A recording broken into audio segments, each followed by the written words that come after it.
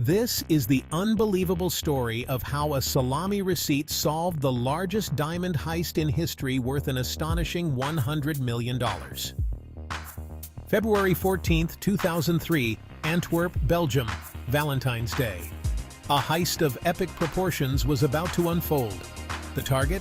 The Antwerp Diamond Center, known for housing a massive treasure trove of precious stones. A vault so secure that it earned the nickname, the Impenetrable Fortress. Let's meet the mastermind who dared to challenge the seemingly unbreachable vault.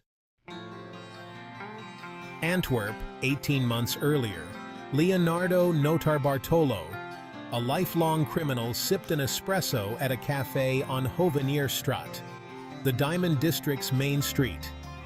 Hundreds of millions of dollars in jewels flowing in and out of the city. It was a thief's paradise, providing a wealth of opportunity and places to sell stolen goods. Notarbartolo rented a small office in the Diamond Center, one of the area's largest buildings. He presented himself as a gem importer based in Turin, Italy. He scheduled meetings with dealers, bought stones. They never knew they just welcomed one of the world's best jewel thieves into their circle. A week later, he would steal the target's entire stock in the middle of the night. Leonardo Notarbartolo wasn't your average criminal, and neither were his accomplices. They were a team of specialists. Up first, Speedy, an anxious and paranoid man. He was a longtime friend of Notarbartolo, most likely the alias of Pietro Tavano. Next, the Monster. A tall, muscular man, he was an expert lockpicker, electrician, mechanic, and driver, most likely the alias of Ferdinando Finotto. Then we have the Genius, a specialist in alarm systems, most likely the alias of Elio Donorio, an electronics expert. And lastly, the King of Keys, an older man known as one of the best key forgers in the world. Together, they will attempt to do the impossible. The vault in the Antwerp Diamond Center is protected by multiple security mechanisms, which include a lock with 100 million possible combinations, infrared heat detectors, a seismic sensor, and a magnetic field on the doors of the vault. Notarbartolo was renting an office nearby. He also had a lockbox in the Diamond Center vault that he frequently used for his own stash of stolen goods. It was during an earlier visit that Notarbartolo was able to discreetly place a micro camera in a position to capture the employees opening the vault. From the footage, they were able to decipher the combination. The night of the heist finally arrived. To avoid the large number of security cameras in the area, the King of Keys picked the lock of an office building that adjoined the Diamond Center. It shared a private garden with the center that wasn't under video surveillance. The garden allowed access to a small balcony on the Diamond Center, which the group accessed with a ladder. The Genius disabled an alarm on the balcony's windows. They entered the Diamond Center and quickly made their way through the corridors. They reached the vault. It had a lock that consisted of 2 plates. When armed, they would trigger a magnetic field. If the door opened, the field would break, triggering an alarm.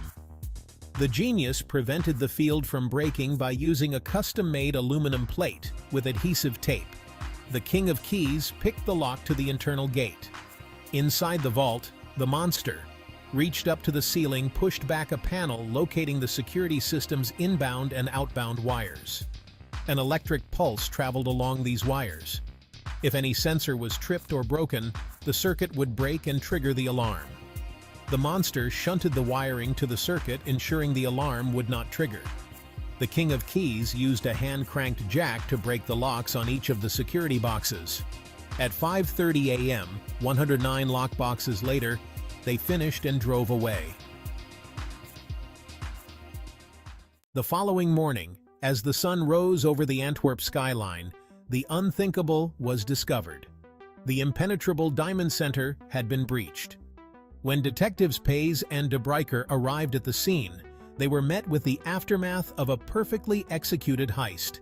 The news spread like wildfire, sending shockwaves through the diamond industry. Detectives Pays and De Breiker launched a full-scale investigation. Meanwhile, Notarbartolo and Speedy went to dispose of the evidence several nights later. They pulled into what they thought was a parcel of unused land in the woods. Notarbartolo went to burn part of the evidence. When he returned to the car, he could not believe what he saw. Speedy was in the middle of a full-blown panic attack. He was hurling evidence into the bushes and mud rather than burning it. Spools of tape from the security cameras wrapped up in the bushes and trees. Diamonds scattered in the mud. A half-eaten salami sandwich. Realizing there was no way to quickly clean it up, they hastily fled the scene.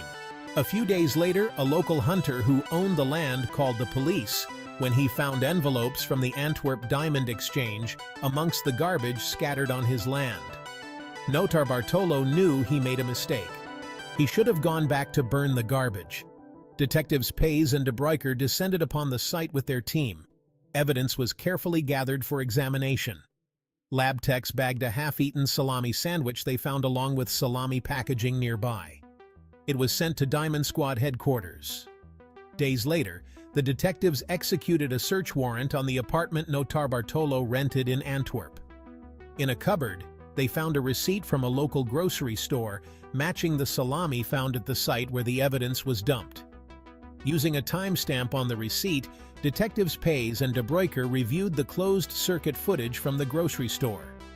There was Ferdinando Finotto, the man most likely to be the monster. The receipt was one of the key pieces of evidence that lead to Notarbartolo's indictment and subsequent trial. He was found guilty of orchestrating the heist and sentenced to 10 years in prison. He was released on parole in 2009. Tavano, Donorio, and Finotto, each, received 5 years in prison. The King of Keys is the only one whose true identity is unknown, and he remains the only member of the crew to escape apprehension by the police. So, there you have it, the story of the Antwerp diamond heist. Often referred to as the heist of the century, it continues to fascinate and intrigue, ensuring that the legend lives on. Inspiring books, documentaries, and even a movie that was never made. Notarbartolo never did disclose who his accomplices were. The allure of the perfect heist will always captivate our imaginations. To this day, the diamonds have never been found.